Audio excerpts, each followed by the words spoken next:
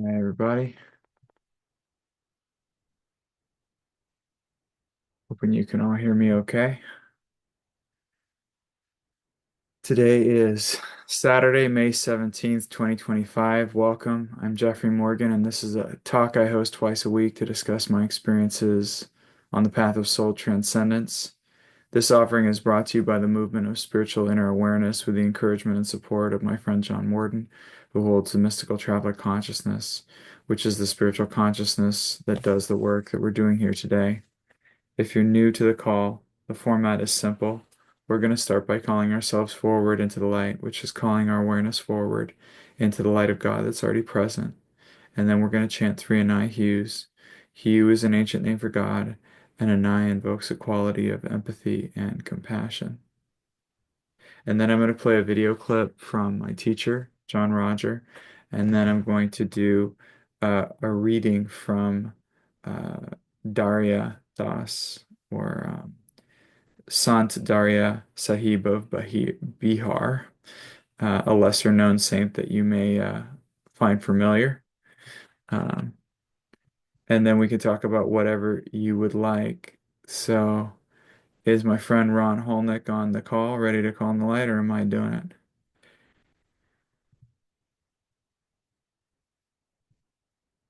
Beautiful. So, let's start by taking in a deep breath and closing our eyelids. Father, Mother, God,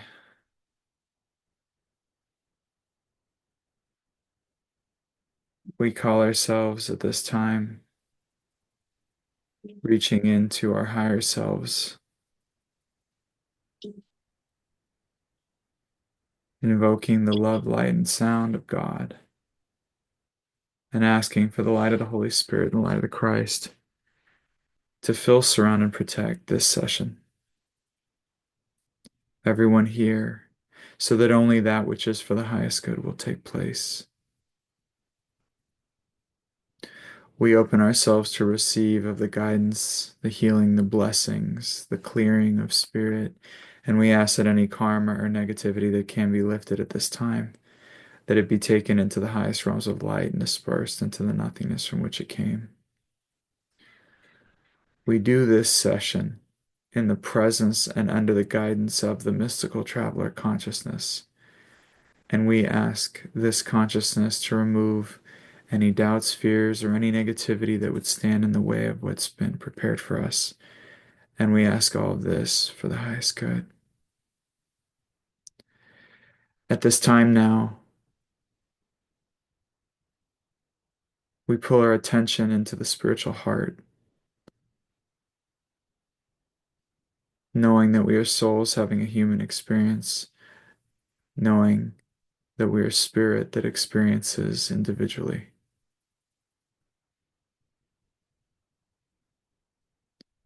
We ask for a special blessing of light, that all beings everywhere be filled with joy and peace, that all confusion and forgetfulness that leads to the suffering, we ask that it be bathed in the presence of the beloved.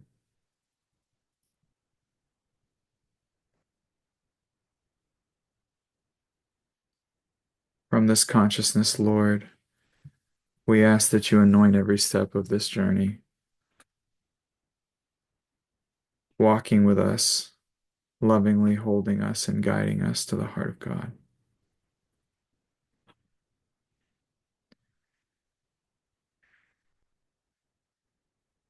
We are grateful to be gathered together, for we know that when two or more gathered in your name, you are there also.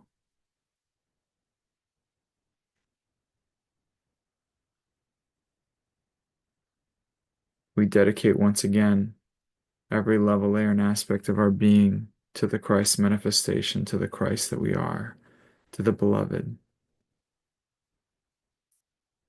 That as we walk in our life, in our comings and our goings, we express living love. We are the living prayer answered.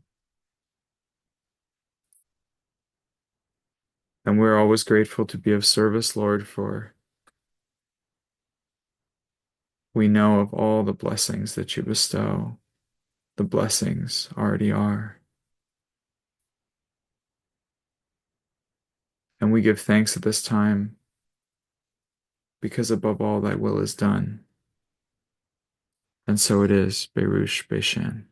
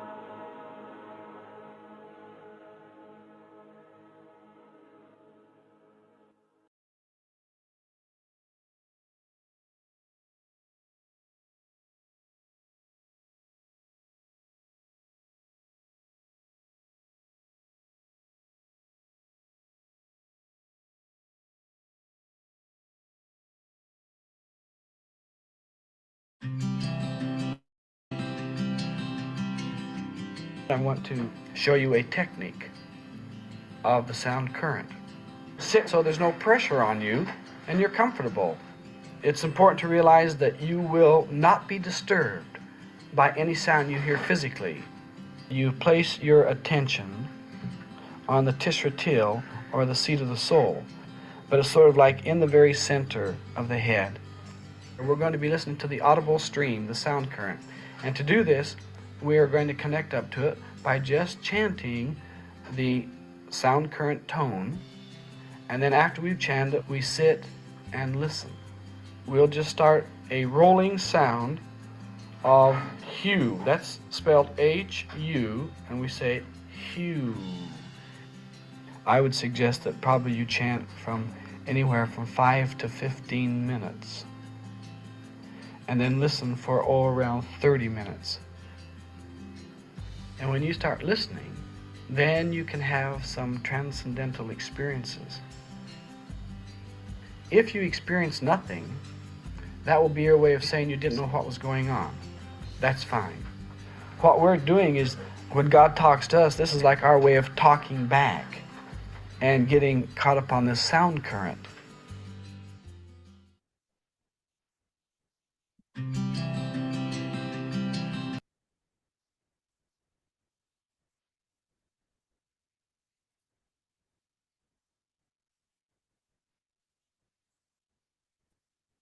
Okay, this is Bhajan by Sant Darya Sahib of Bihar. I think he was in the 1600s. I explain this to you, says Darya. As long as the discipline of the sound current is preserved unadulterated, the line of succession will truly continue. But when it is mixed with outer rituals and display of external garbs, my sound current will part company. My divine essence will depart, and the souls will go into the mouth of Kal. I shall then come to this world and shall proclaim the teaching of the sound current again. Proclaiming the teaching, I shall found the line of succession, and emancipating the souls, I shall take them to my abode. For eons I have been coming and imparting the teaching of the true sound current. Okay, looks like we already have a bit of a line going. Taras. Wonderful. Thank you, Jeffrey. Can you hear me okay? Yeah, I can hear you. Yes. In your opening prayer, you mentioned confusion and forgetfulness. I guess the overarching question is I'm concerned about losing my mind. And some of my favorite spiritual teachers seem to have gone through that. So this question might sound somewhat technical, but on a practical level, I also have clients who are very sensitive and who may have to move out of their home because of electromagnetic radiation, or they're adults with autism. And I'm working with treatment, and always I go back to the responsibility is for me to ground myself. And you have talked to yourself about the brain. This is good. There's a lot of parts to this. So if you don't want to, if you want me to shut up, just have me keep quiet. You've talked about being able to clear issues from the subtle bodies, and there's still a neurological track or residue. And I have found the same thing, and sometimes two pointing, meaning putting one hand on one part of the brain and another hand on the other part of the brain, and working with clearing techniques helps. I'm doing that with acupuncture needles, and I'm seeing some success. I'm working with minerals for the brain, like lithium and specific forms of magnesium. So one question is, because we spend time wanting to be out of our body, are we more susceptible to losing our minds? And I feel a lot of fear when I say that. Another question is, are there instruments or tools out there for grounding, like pendants and stuff, that are dependable? I haven't found any. Another question is, am I right that if we work with the element of stone and minerals, that there's a great uh, potential for healing there? And is stone really part of the earth element on that etheric level, or is stone a separate element? Uh, that's basically it. Yeah, I should also tell you this thing, because I'm interested in putting things on the brain. One of my favorite teachers who taught me how to measure the biofield has a technique called the brain balance pathway where he puts two nanoparticle discs that were specifically made on the sides of the brain, has a person stand up straight, and he allows the body to circle and waver until finally it comes into a calm spin. And I believe that is the spin from heaven down into the body that is clockwise. And I believe there's another spin from the earth up that is counterclockwise when we look down at it. And those two spins come together in the center of the body as part of, well, as part of the Indian Hara line, and what we call the central channel or the golden thread. So any of that you want to address, I would appreciate it. And I want to release my fear right now about losing my mind. I want to release that, and I know I'm going to continue experimenting with EMFs and minerals, no matter what you say. I also should tell you that there's this old joke that you say and JR says about you can say ham and eggs, and the spirit will keep coming through on these seminars. The truth is you don't do that, and he never did that. So I need to release my frustration with that joke, that old joke about ham and eggs. Let that go. Okay. um, well, I guess let's start there and work backwards. I think the ham and eggs thing about it is just more to say that the work being done is within you, with you in spirit, and there may be activation that takes place from the work, the words that I say, or there may be distraction where your mind gets, like look over here, look, and then the spirit comes in and does the thing, right? Uh, Yeah. there's also what Ramana Maharshi or Maharshi Mehi, or like there's other teachers that have demonstrated a lot of transmission can occur in silence. So words necessary aren't necessarily the source of transmission. They may be just an effective process because of all the things I just mentioned, meaning it gets your focus out of the way, it gets things out of the way. Um, but all that aside, so let's start with the whole thing about losing the mind and the fear of losing the mind. Uh, for me, yeah, it's interesting. I'm very young, relative to some people on the call who may be experiencing what scientists, doctors would call cognitive decline and things of that nature that come with age.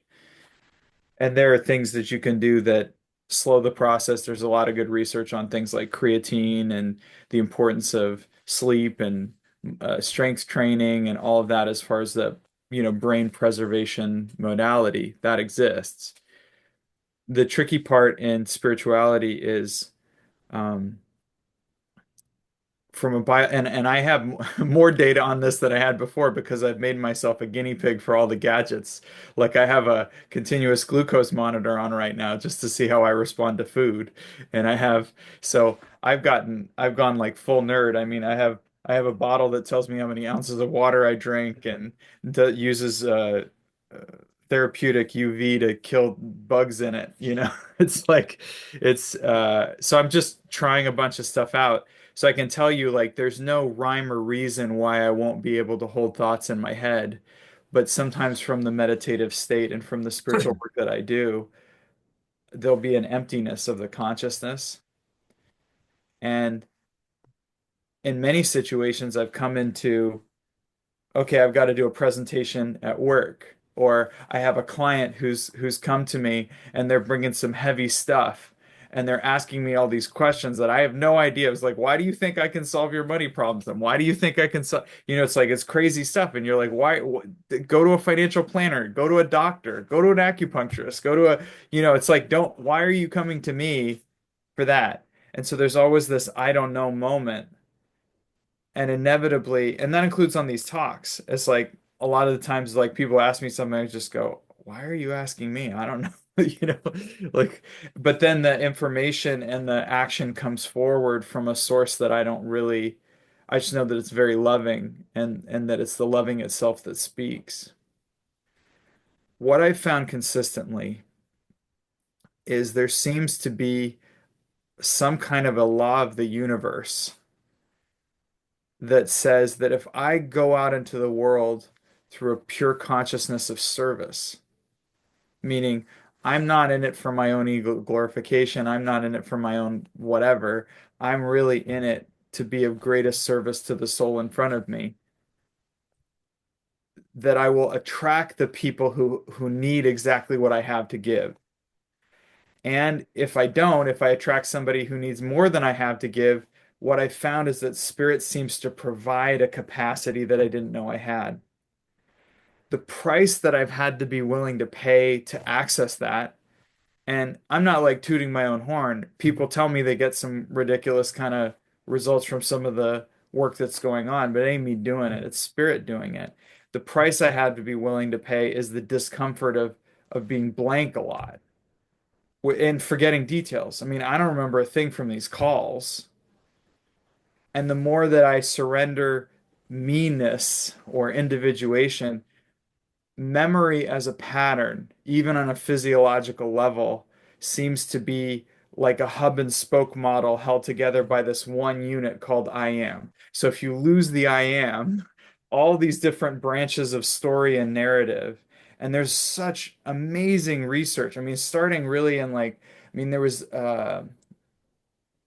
what is it, Levitt or something did that experiment in 79 or something that showed that our impulse to do came long before our conscious thought to do. So largely conscious thought is simply a rationalization mechanism for decisions that were already made behind the scenes. Like you probably read all that stuff. You like to nerd out on all those things too, and have for a long time. I think there's a whole lot going on that is hooked up to this narrative called I am. And when you remove that piece, and part of soul transcendence is that scary piece, which is I'm going to let go of the I am so that I can just be the ocean of love and mercy, that I can just be spirit. It takes its toll.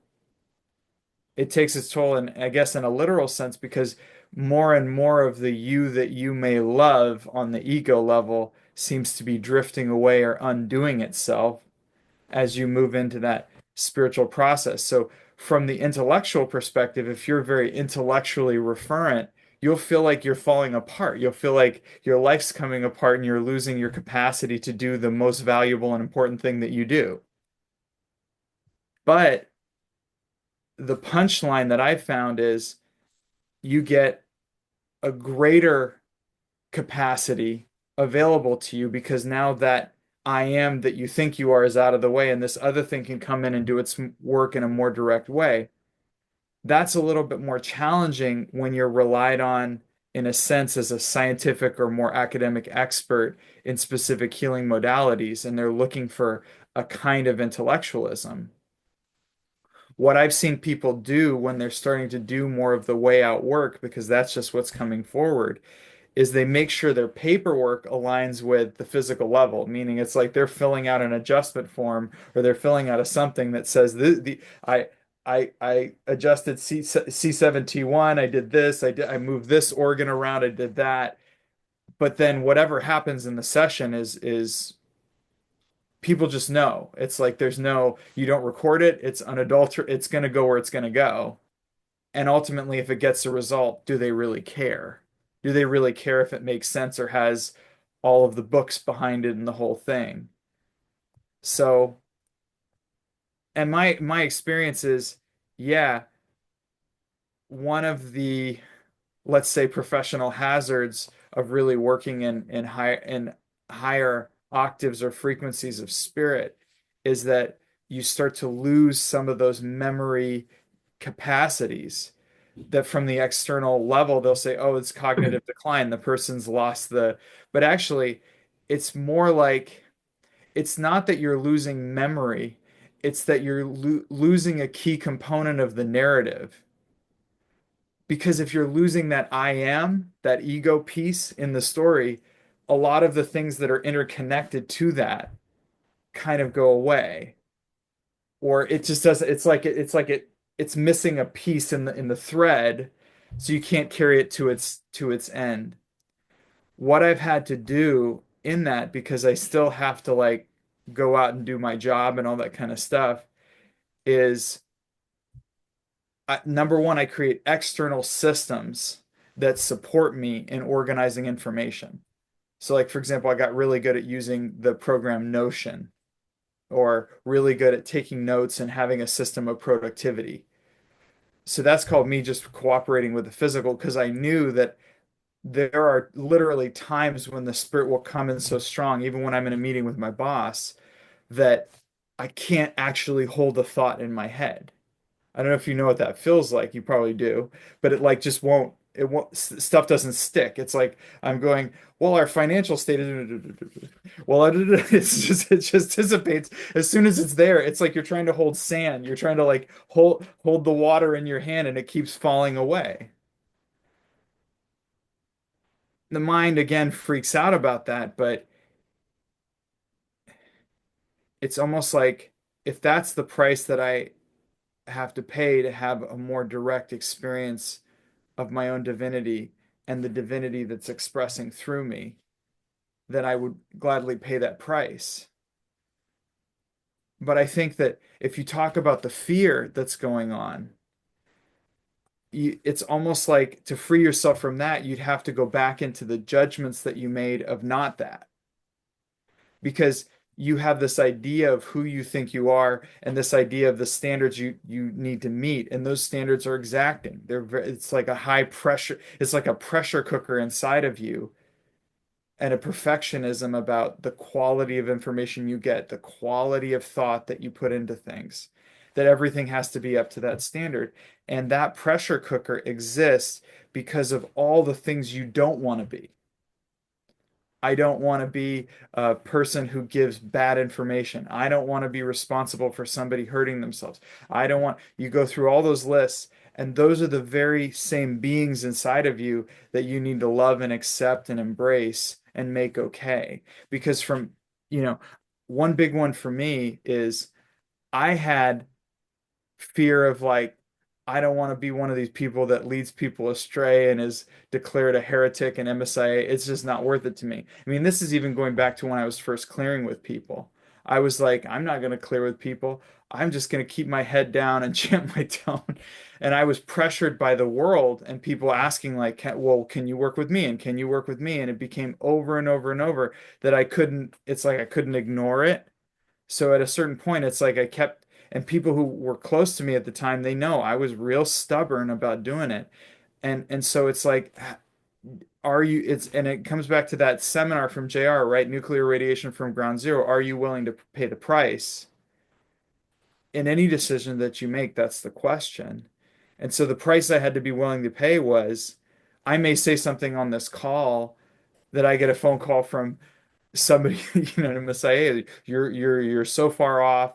You're just, I don't know that you can be involved in this organization anymore. I don't know that I mean, and I take that risk every time I'm here and every time I surrender to the spirit that I might say something that labels me out, that outs me or something. So I had to be willing to pay that price. I had to be willing to let go of that. So in a sense, I'm talking around the intuition that I have, which is you're being called to a bigger game, a kind of healing that you can't necessarily quantify, but that you are that healer, and that your mind limits that to facts and figures and things you can justify, but that there's a more innate healer within you that can just work with the spiritual energies to help balance the frequencies of the body.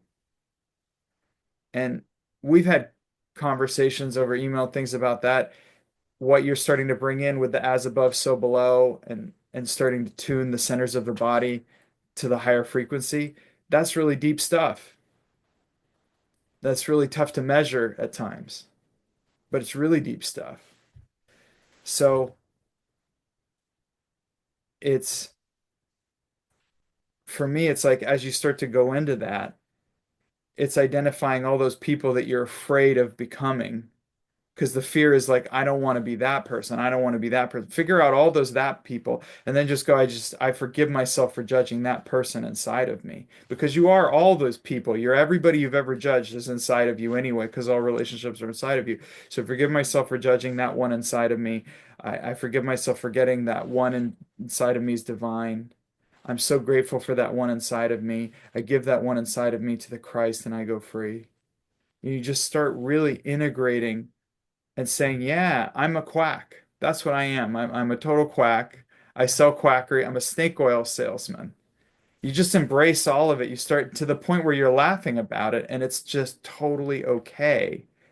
And then it becomes now, why would I say that? Because that's not true. I put such high quality in because when we come before God, we want to come before God in a conditionless state. We want to come before God as, if you want me to be a snake oil salesman, God, I'll be a snake oil salesman. If you'll bless the snake oil, I'll do it. Because then even if you're selling snake oil and it has God's blessing upon it, it's still a valuable remedy. You see, it's a radical point of view, but that's why you're afraid. That's the fear that is within you. I have people that I know that I worked with for a while, and they've experienced pretty severe cognitive decline from a Western scientific perspective, but being around them's healing. So it's almost like whatever they've got, I want some of that. And maybe I'd be willing to pay the price of whatever cognitive decline they supposedly have, because what they got in terms of consciousness is like the pearl of great price. Now, your mind can mock up all the future scenario stuff. You know how to do that, which is like, if it gets so bad, maybe I shouldn't have clients and maybe I shouldn't have this and maybe we can all mock that stuff up in our head, but ultimately, God's call to serve is in this moment. So it's like, who's this person? And is it karmically, spiritually clear for me to work with them? And is it the money that they're offering me energetically clear? Are they paying me enough so that there's a balanced exchange of energy so that I'm not creating karma for them? It's like these just fundamental, simple questions. And also even like I have this recognition of like, is this something that I had experience on previously that I'm in a good position to assist the person, or is it something that I'm going to be getting an upgrade for? Because sometimes it's like somebody comes in, you go, shit, I really don't know. So I might say, hey, we're gonna set the meeting in a week. And you don't have to research, but you contemplate with it, and all of a sudden you go, oh, I know the answer. And then you go call them. But it's like that process of being more in a surrendering to God rather in a I need to do the research, I need to do it. It could be more of a guided process. And I know that you have intuitions, and I know that you've been guided to find really, really obscure stuff. And I know that there is that, but I think there's a deeper level that you're being called into. And it and I think it makes perfect sense that you have fear coming up if you've been working a certain way for all these years and now you're being called into something that's totally new. It's like taking the leap off the cliff, you know. In terms of the grounding, it's actually there's a bit of a contradiction or paradox in there. So I'm going to try to frame it up for you. Okay. If you try to ground the spiritual consciousness, um, as a you doing it, it will rebound against you and actually make you more dizzy. Like it's paradoxically, it's actually in the surrendering to it when you have no resistance in any level, layer, or aspect of your being, that it flows through it's at such a rate and such a potency that it feels like a pillar of light. And that pillar of light anchors through your feet and into the center of the planet. And so, paradoxically, the more you surrender, the more anchored you become. But it's not your anchoring, it's not the self, ego, mind anchored. It's an apparatus that sources from higher. So it's almost like redefining the I. So if you say, am I anchored, I, body, mind, personality level, the answer may be no. But if all of a sudden the body becomes like the toenail of a larger body that goes into spirit, and it's just the toenail, then yes, yes, it's very, very well anchored. It's solidly anchored. But you see the difference in perspective changes the nature of the apparatus. And it's all like, in a sense, if you zoom into a hurricane, you would say, oh, there's something amiss, there's something out of balance, this is crazy, this is whatever. But if you zoom out to a balanced weather system and the hurricane is perfectly on time and perfectly calibrated and part of a balancing mechanism, you go, oh, that system is in good control. So, in a sense, your surrender is a zoom out to become part of an anchoring of God's light. So you're not, am I anchored in my body or am I stone in my body? Which it's accurate that stone from a esoteric, like if I was talking about the frequency of like working with it and clearing and things like that, stone is not the same as earth uh, in terms of the elements, in terms of the energetic of it. So I would say that's accurate and I would use it differently. But in terms of anchoring, it's reconfiguring how you relate to the whole apparatus and seeing this body as a small physical expression of a larger apparatus, the anchoring of which emanates from the heart of God and into the center of the planet.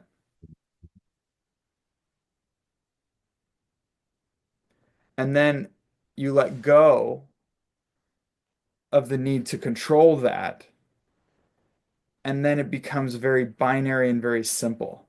Like when I speak to you and when I'm working with you, I'm not thinking about the larger history of who I think you are and the whole thing and the research that I did about that. I'm just responding. The love that you are is telling me what to say. And it's a trust walk, and your mind's going to come in. And sometimes my mind comes in and goes, man, if I say that, they're going to tar and feather me, you know? And that will come in. And that's why you clear more and more, you integrate and love more and more of those people that you don't want to be. And the more freedom you have inside of you to be whoever you are, whether it's a charlatan or whether it's a saint, if you have infinite freedom inside of you to just be whatever God has for you to be of maximum service for the highest good of all concerned. And for me, the toughie is like being very confrontational, being very direct, being very loud. That can be very uncomfortable for me. So I had to do a lot of clearing around like being loud and being angry and being all that kind of stuff because I don't like that stuff. But it's like, can I come to God in absolute integrity and say, I will do whatever you call me to do? If I have all these criteria saying, oh, yes, but I shouldn't be that one because that one's not lovable by God. Oh, no, no, and I shouldn't be that one because that one's not lovable. If you just integrate the whole thing and go, I'm giving you the full palette to paint with, Lord, paint a picture of what you will with all of this. So it's like, that becomes the freedom, and then the fear dissipates because there's no threat. There's only a celebration of God's love made manifest through your work.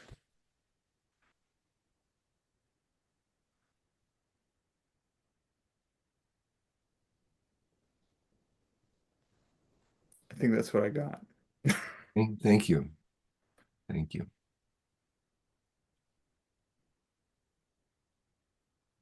Anything else? I'll send you an email. You kicked up some things. I'll send you an email later this week. Right on.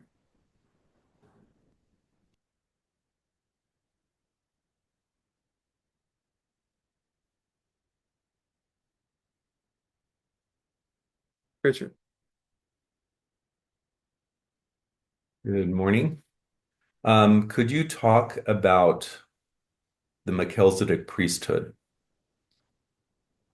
got it. The Melchizedek priesthood. Okay. And this is because you're explaining ministry to someone? I'm about to. I see. I see. Okay. So, in MSIA, we do have ministry available to generally to initiates, though there are some exceptions to that. Where in most churches, becoming a minister involves going to a specific seminary and achieving a specific rank academically, in a sense, and then getting approved, and usually taking vows of chastity or things of that nature, where you take on a specific vocation. It becomes like a vocation. In MSIA, we relate to ministry as primarily a commitment to serve and to be a vehicle for God's light in the world, to do service. And um, we say that we are part of what's called the Melchizedek priesthood. So this actually comes from two references in the Bible. So first, and it probably comes from more, but let's just start with the Bible. Now, I could say more recently it comes from Mormonism, but let's just start with the Bible. So there is a very obscure reference in Genesis around Abraham after bringing his flock and bringing all of his spoils to Melchizedek, who's called sort of the in a sense the king of Salem, or Salem, like Melchizedek. Um, to make an offering to Yahweh, essentially. And the offering is 1/10 of his flock, 1/10 of his spoils. That 1/10 would then be sacrificed by Melchizedek. And it's a very obscure reference because there's no reference to why Melchizedek was a priest. Um, in a sense, the name comes in a sense from Melech, which means king or lord, and then Sedek, which means goodness. So like Lord of goodness, Lord of good action, Lord of generosity.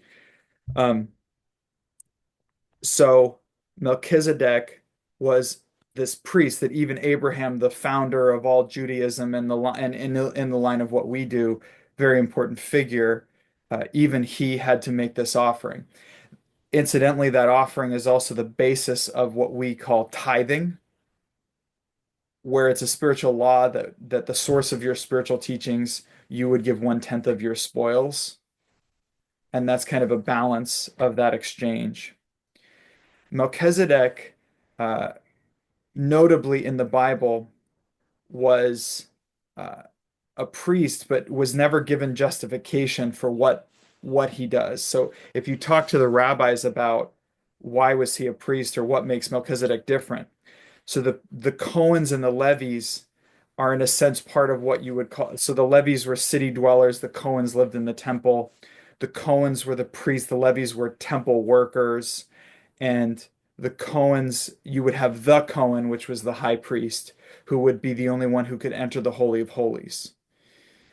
So essentially, that priesthood was set up by the line of Aaron and could trace their lineage through what's called the Aaronic priesthood, which is a lineage based on first blood, right? Because you had to be born a Cohen, which means your father was a Cohen and maybe your mother was a Levi or a Cohen, but it was based on the father. Judaism is passed matrilineally, but vocation is passed patrilineally. So therefore, the Aaronic priesthood was based on what tribe your father came from. Was your father a Cohen? Was your father a Levi? So first criteria was that, and then you would obviously go through temple training, and you would have to essentially be decided upon as the priest, as a priest, and then as the high priest. So that is the context for the Aaronic priesthood.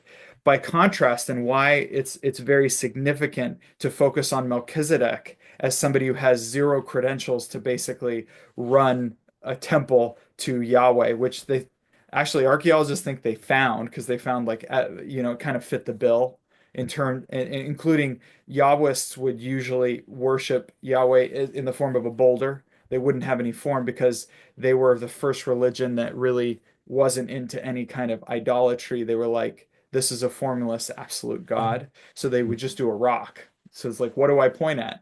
What do I point my sacrifices at if I can't have an idol? So Melchizedek was uh, doing all of this without um, without any qualifications or without any credentials, notably.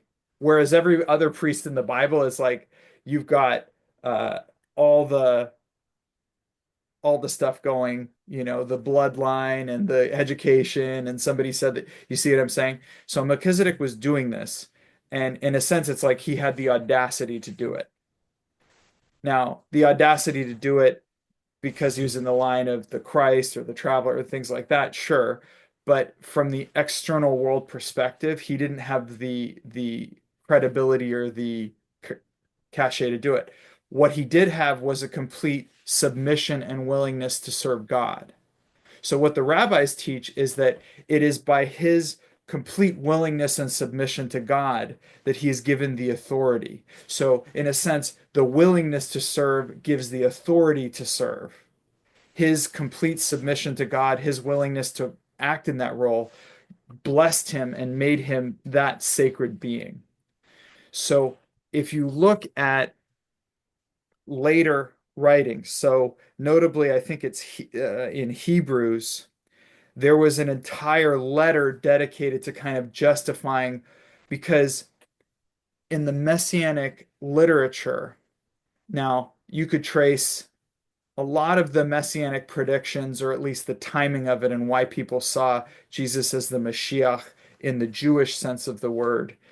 You could trace that to Daniel. I think he said, up to 50 jubilees or something like, and you do the math, it was about 490 years that was going to be when the Mashiach would come, and it corresponds to when Jesus was around. The Essenes show evidence of having essentially two messianic roles. One, a Davidic king, and the other, a priest. But the problem was, in order to fit the Jewish criteria for being the Mashiach in their definition, which was very important to some of the early Christians who were Jewish, you had Matthew explaining why he was related to David, because that was important to their story.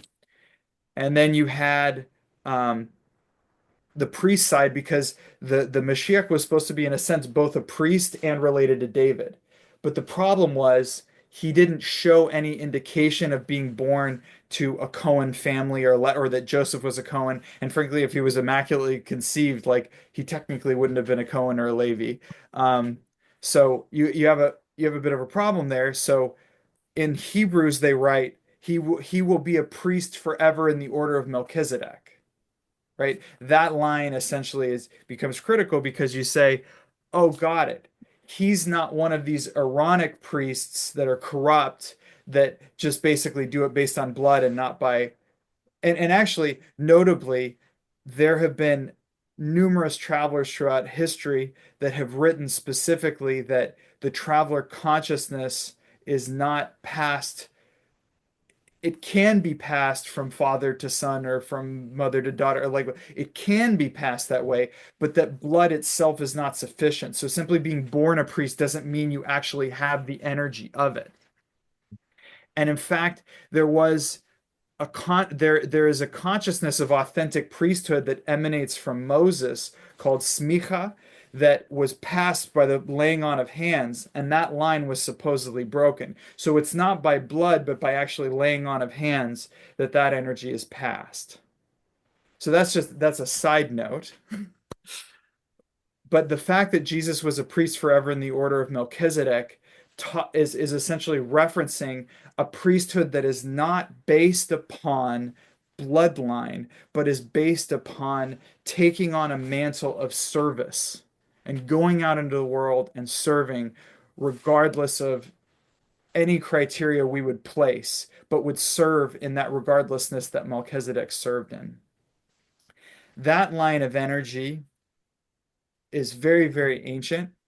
And when we are ordained into the order of Melchizedek through our ministry in the movement of spiritual inner awareness, there is that laying on of hands and anchoring of the energy. So in a sense, for me, we actually are restoring both. The line of smicha, the line of like laying on of hands from Moses, where every single high priest received direct transmission through body to body, that was broken when the Romans destroyed the temple and the high priest died. I don't know if you know this, but all rabbis on the planet today are not real rabbis. Now, this is a sacrilegious thing I'm saying. No, they're legal scholars. They're legal scholars. That is not the same thing. Pharisee legal scholars are not the same thing as priests. All priests, to be a rabbi, to be a proper rabbi, according to be like a true rabbi in the sense of the ancient tradition, there's supposed to be a line of succession from Moses all the way to every single rabbi, and that line was broken with the high priest. Interestingly enough, I believe we do both. So we restore the rabbinical energy through the order of Melchizedek. So we in the Melchizedek priesthood, when we're ordained as ministers, we take on a mantle from a line that was broken long ago and restored through this action. So it was the Christ that restored all of that. So that's a little bit about Melchizedek, probably more than you needed to know, but a lot of interesting research and very interesting stuff. I think the most important thing to know, just if you were looking at something like ministry and the movement of spiritual inner awareness, it's definitely service that defines it. Yeah. So would you say that when the three wise men came to Jesus, they were putting the hands, they were giving the energy, transferring the energy? I don't know. I never thought about that. It's possible. Magi are associated with a specific part of the world, and it's very possible that they carried a mantle with them. But I actually think, for me, the more important thing is the temple was to be destroyed in Jerusalem. But in a sense, Jesus's action of bridging rebuilt the temple within each person. So we no longer needed the Aaronic priesthood as intermediaries with God. Fascinating. In the Hindu religion, and you can look actually, this is a trend all the way up to the time of Jesus and what Jesus taught. You always needed a Brahmin to do anything. So even the gods in Hinduism had to have a Brahmin, a Pandit, to do the yagya, to do the rituals. They couldn't do it themselves. Even the gods couldn't do it themselves. And that was a trend all the way up until Jesus essentially said, no, you don't need a middleman. You may need a guide, you may need a way shower, but you certainly don't need a middleman to be in connection with God. And I think that's to me more significant. But I think being the beauty of the Melchizedek priesthood is it doesn't require continuous bloodline succession or any of that stuff. It just requires a willingness and availability to serve and somebody who holds the mantle of that Melchizedek priesthood to place that ordination. So I think that's extraordinary too, because it means you don't have to have the bloodline. So all of this, just as a disclaimer, this is not like something that's like, oh, on the MSI website, this is what everybody needs to know about ministry. This is just my own research because I really looked at, there's not a whole lot about Melchizedek. And when they talk about King of Salem, they talk about the King of Peace, but actually, technically, that what archaeologists think is more likely is Jerusalem was part of the Salem Valley. So they actually believe that where Jerusalem is now happens to be where Melchizedek was doing his thing at the time of Abraham. And there is some archaeological evidence, and this is controversial too, so please feel free to email me and cuss me out for using this. But they did discover a chamber that in Jerusalem, I think in Jerusalem or near the old city, that was an buried kind of old hovel that seemed to be a place of sacrifice. That's very, very ancient.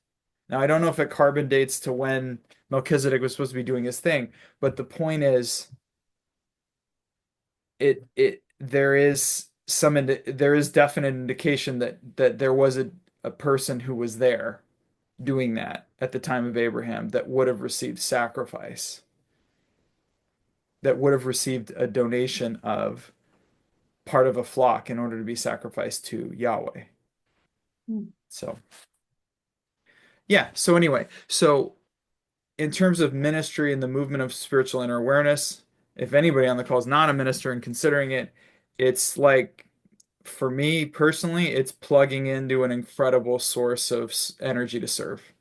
So as long as you're in alignment with the consciousness of service, it is a ridiculous support. It's a ridiculous support and source of energy to support the service.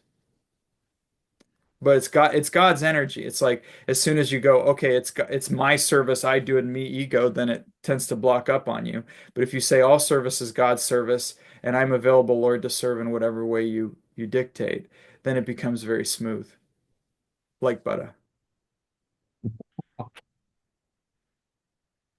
So that was probably more information than you needed, That was awesome. Thank you. I think for me anyway, understanding the historical significance of the way we do ministry in the movement of spiritual inner awareness makes me realize how rare and sacred it is. And and that there were a lot of currents out in the world against that type of thing. But somehow in our lovely United States of America with the First Amendment, we were actually allowed to do it in a way that aligns more with the teachings. We don't have to do it in terms of institutions or credentials in the traditional sense. We could do it in the way that Melchizedek did it, which is the willingness to serve gives the ability to serve. And we could do it through the mantles that John Roger was able to bring in and anchor through our organization so that we could actually do ordinations that stick and that work. So, so there you go. Ultimately, it's like what works, you'll know. It's like if you get ordained, if you remember getting ordained, you'll notice something's different. I mean, I've not met a single person who's gotten ordained that's been like, "Oh yeah, I don't think anything happened." Never, never happened to me. I don't. Maybe there's somebody, but I haven't met them. It's more like it's kind of like, in English literature, there are certain works of literature that are considered so monumentally important. There's that like everything that came before and everything that came after, right? Like Paradise Lost. Milton's Paradise Lost is one of those. Is like everything that came before Milton and everything that came after in people's lives. And I think this is mostly true across the board. Again, there's kind of like everything that happened before and everything that happened after I was ordained. Now, there's people that obviously, like, if the energy backs up because you're really not in service consciousness, it's probably better that you give back your credential and, like, just put that on pause because it can hurt bad when the energy backs up. So, I have no judgment of those who opted out. I think that's real sensible if they're not going to be in the service consciousness. But that being, it's it's definitely one of the most important parts of my life. If not, well, I'd say, sound current initiation, spiritual exercises, and then out in the world, it's the most important part. It's a service. And it's kind of like the perfume that stains everything that I do. It's the scent of ministry on everything that I do. So there you go. Um, I think that probably does it.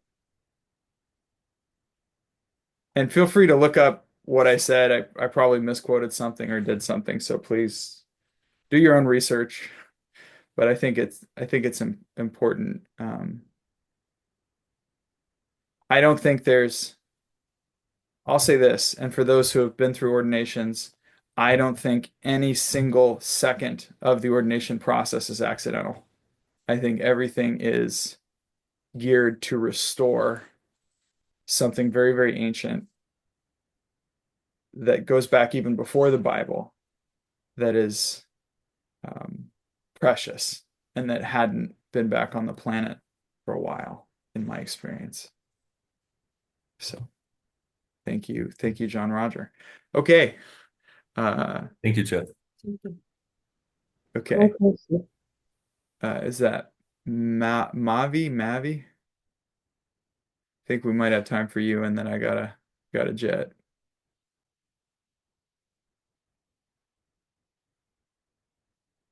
Can't hear you right now if you're talking.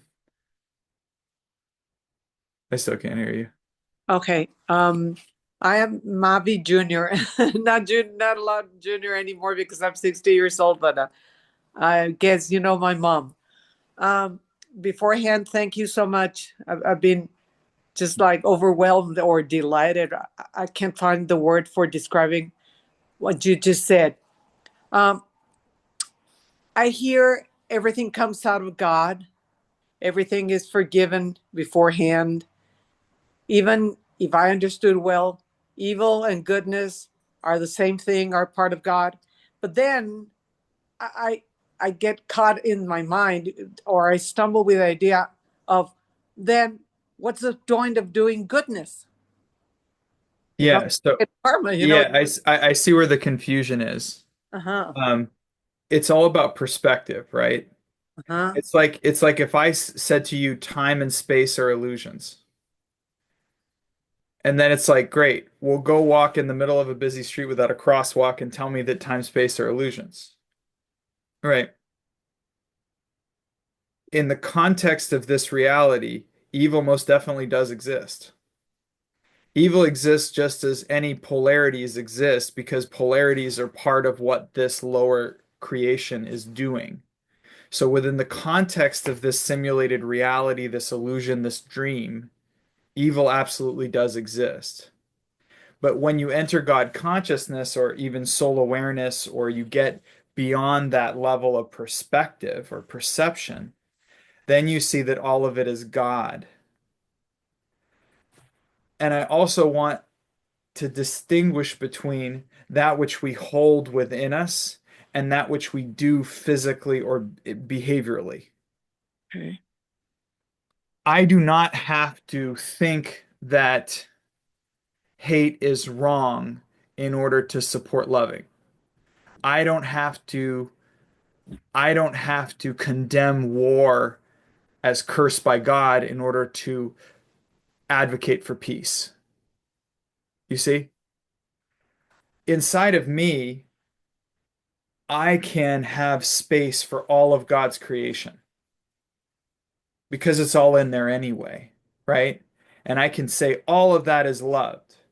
The sociopath and the saint, you see, all of that can be loved inside of me. How I behave physically in the world is an expression of responsibility, meaning being aware of my effect on other people, being aware of my effect on myself.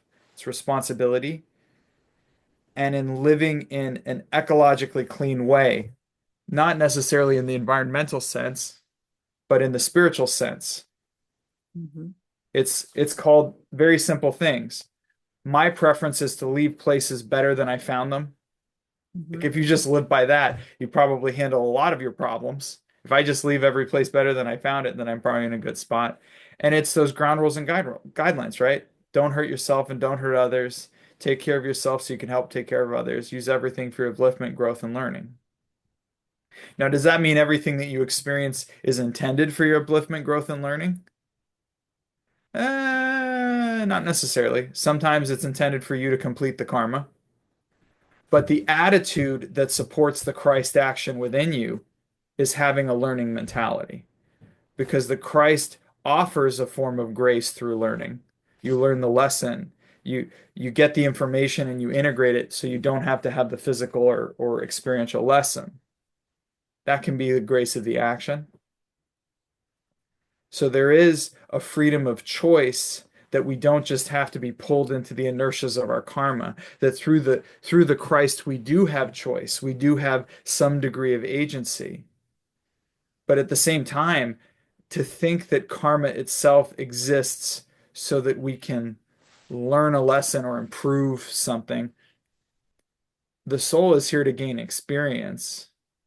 I think learning a lesson is very logical if you want to get off the planet. That's smart. If you learn from it, then you don't get into the same trap next time and you just keep your eye on the Lord. That's just called, again, spiritual ecology in a sense. It's very, very simple stuff. There is most definitely evil, but evil exists within the subjectivity of human consciousness.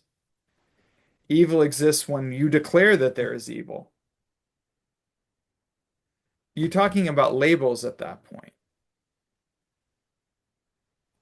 The system of human expression, the system of the planet, expresses emergent functions, it expresses results. It's like when we look at our system, oh my God, our system is so unjust, our system is broken. Well, what makes you think our system was designed for justice? Seems to me it was designed for preferential treatment for specific groups of people, and it was designed to specifically get people to behave in a certain way. You get what I'm saying? We decided in our head that the system is intended for something. Our system is intended to create sociopathic people. We don't like that, but it's true. Do you see a lot of sociopathic people in nomadic hunter-gatherer egalitarian societies? No. No, you don't. They don't, it doesn't really happen much there. Now, we don't like that, but the system doesn't discriminate. The system doesn't think either one is right or wrong. The system produces what it produces. And then it becomes just about preference. Do you want to shift the system, the homeostasis or the midpoint of the system, so that it becomes something that you prefer? That's how systems change. It's like we all have to work to shift the feedback loops and all the parts of the system to work differently. It's like if we want to, it's very simple stuff, right? Everybody keeps complicating the math. If you want to eliminate disenfranchisement in this country, create direct internet-based voting for all people in the country. Get rid of the electoral college. It's not that complicated. It's not that complicated. If you want to have a democracy, create a democracy. If you don't, then don't do that. On the other hand, there's so many other areas. It's like, oh, there seems to be wealth inequality and a significant wealth transfer to the wealthy. And you keep passing laws that tax the wealthy less and less money, and monetary policies that devalue the dollar more and more so that assets held by the wealthy become higher in value. Mhm. It's just simple math. So it's like if we want to change feedback loops, we do. As humans, we really do. When we have to, we do. But we don't want that. That's not what humans want right now. We judge that as wrong, but that's subjectivity. That's just you decided that you were God and that you know what good is and you know what evil is. That's why I say it's better to have preference than point of view in a sense. It's better to say, I would really prefer a system that treats people in a way that is loving. I prefer a system that empowers people to be independent and strong. I prefer a system that you go, those are just preferences, and that's fine. But the second you decide that you know what justice is, and you know what rightness is, and you know what good is, and you know what bad is, you're going to have to be responsible for that creation inside of you. You're going to have to be the God of that creation, and you may not like the result of that. So that's why I say it's not about that there is no good or no evil. There absolutely is good and evil within the construct of the lower self. Those are things that are created and mocked up all the time. There is an enemy. It's like Jesus didn't say love your enemy because enemies don't exist. He said love your enemy because everybody tends to create them inside of them. The only place that enemies exist is within you. Enemy is a designation that is named by the consciousness. So if we get to a place where we perceive from soul or perceive from spirit, there's no againstness in that process. And yet, that doesn't mean that if somebody's robbing your house and you happen to have a gun, you may just shoot them. But that may just be responding appropriately based upon the karmas that your lower self has, based upon all the things that you're doing in that consciousness.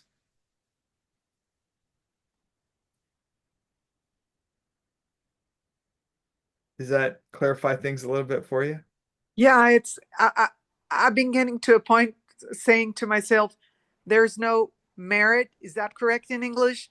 There's no Huh? merit of doing what I just constructed as good things, like being kind, like being honest, like being, whatever, when everything comes out of God and bad things are of God. So what's the point of trying to be a Yeah, yeah, good yeah. person? No, no, no, no. But the confusion is which I are you talking about? You're not in integrity when you say, what's the point? There's no good and there's no bad, when you're talking from an ego that has very much a construct of good and bad. Exactly. If you're in soul consciousness and you're saying that to me, we don't even have to say what's the point. You just don't see good and bad. You just see expression, God's expression. And you go, oh, that's beautiful.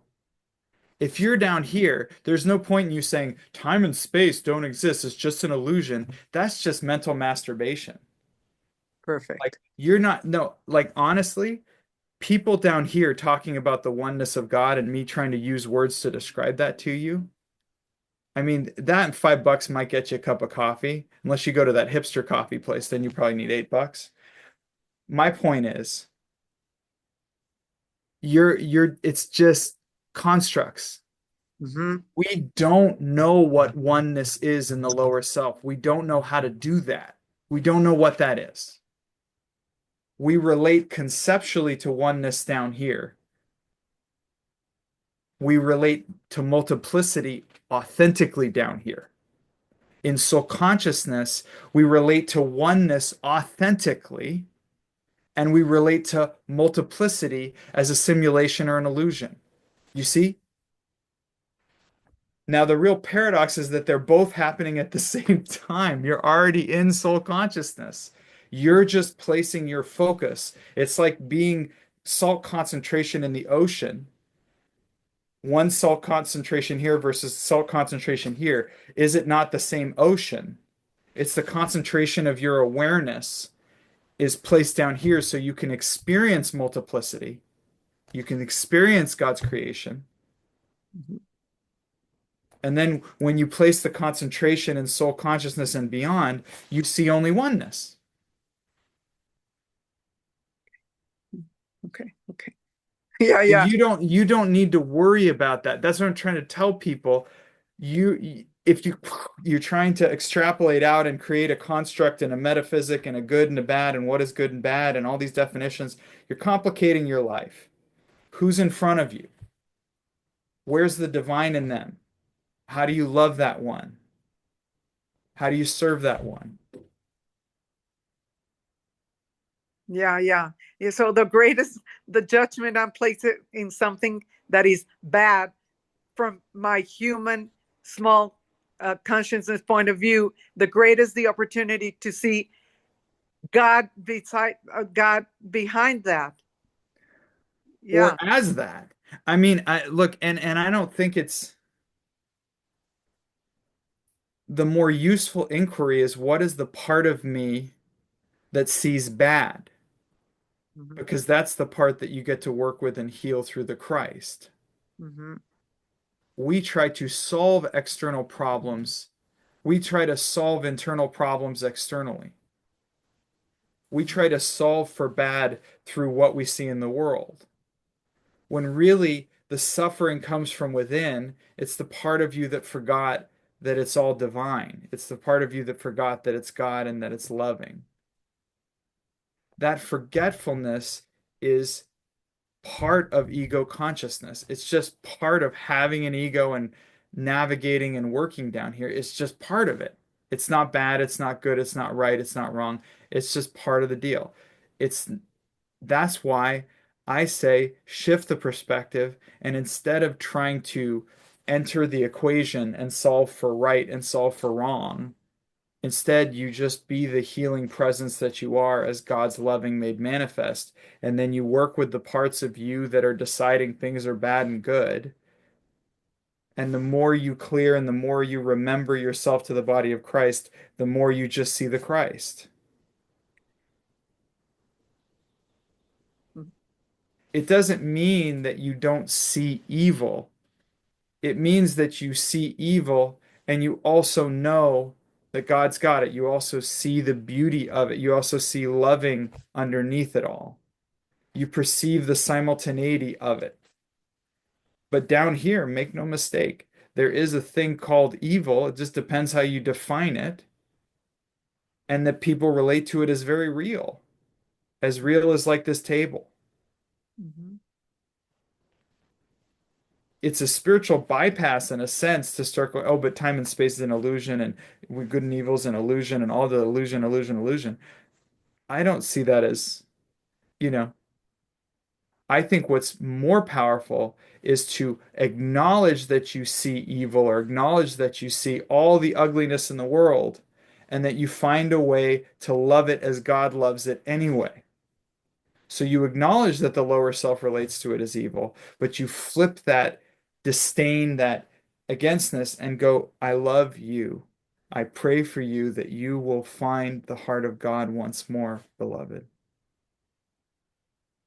Yeah. And then all of a sudden you're advocating for all existence, the way Buddha did. May all beings everywhere know peace and love, peace and joy. Yeah. It's like that becomes the compassion, that becomes the unconditional loving of the Christ that is available to all of us at all times. But it's not going to come through the concept of, as we all know, evil and good don't exist. That doesn't get us there. It's honestly embracing the totality of God's creation within us, the good, the bad, and the ugly, and realizing it's all loved by God equally, because out of God comes all things. God loves all of its creation, and not one soul will be lost. Yes, it's just that when I heard that, I said, well, like I said, what's the point of doing good things, of being honest, of being loving, of if still it doesn't matter, that was the like I've been in the Yeah. movement since I was 18 years old, Well, and actually, still can't actually, get what to that point.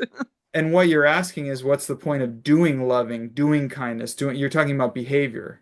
Exactly. And I agree. Behavior for its own sake is pretty useless, except that it keeps us out of trouble here. Hmm. What I'm advocating is that you authentically address the self within you, authentically incorporate and embrace that in the Christ consciousness, and then authentically follow that flow of loving out into the world to express as it determines, as it guides. And then when people look externally, they're going to measure it, right? And they're going to go, oh, that person's really kind, that person's really loving, that person does good things. But that's not what you're thinking about. You're just thinking about, I want to experience the fullness of the Christ consciousness, and I want to go wherever it goes. So I just follow close and follow slow and go wherever love wants me to go.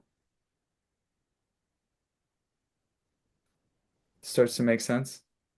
Yeah, I just don't want more karma. Well, And I'm sorry, you're still growing toenails and fingernails. You're probably gonna, if you can't stop karma from functioning. I mean, people have tried to do that. Talk to like Jainism. It's like I stopped doing any harm to anyone, and all I live on are sticks and leaves, and I'm naked, and I don't hurt any, and I wear mesh so that I don't kill bugs. Yeah, but are the thoughts in your mind clear? Oh, but I force the thoughts in my mind to be clear. No, that's a losing battle. okay, I think the goal is more like an amazing quote from Kabir. Let me just find this here. So Kabir said, karma is a web, but the spider sits within you. Dissolve the weaver, and the web vanishes. I'm getting it. All the karma that you're afraid of is tied to this person that you think you are. If you can let go of the person that you think you are and fully express and embrace that one that you truly are, that one does not express karmically. Now, your body in a physiological sense might express karmically. That's called just the butterfly effect and causality, but that's not necessarily the internal process of it. And certainly through the Christ manifestation, through the initiation into the sound current, that larger aspect of what the Hindus call sanchita karma that would entrap you for generations and generations, that starts to dissipate. So all you need to take care of is your own karmas in this lifetime, what they call pradapta karma, which is like, what's your playlist for right now for this karma?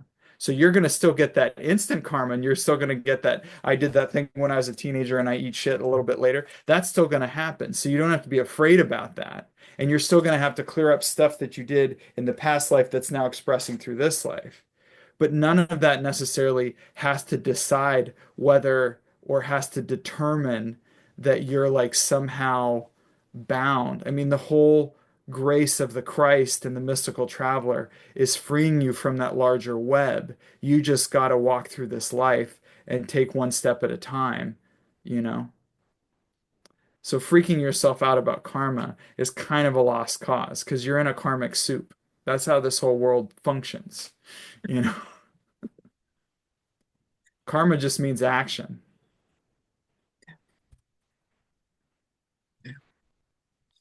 Thanks so much, Jeffrey. Thanks so very much. All right. God bless you. God bless you.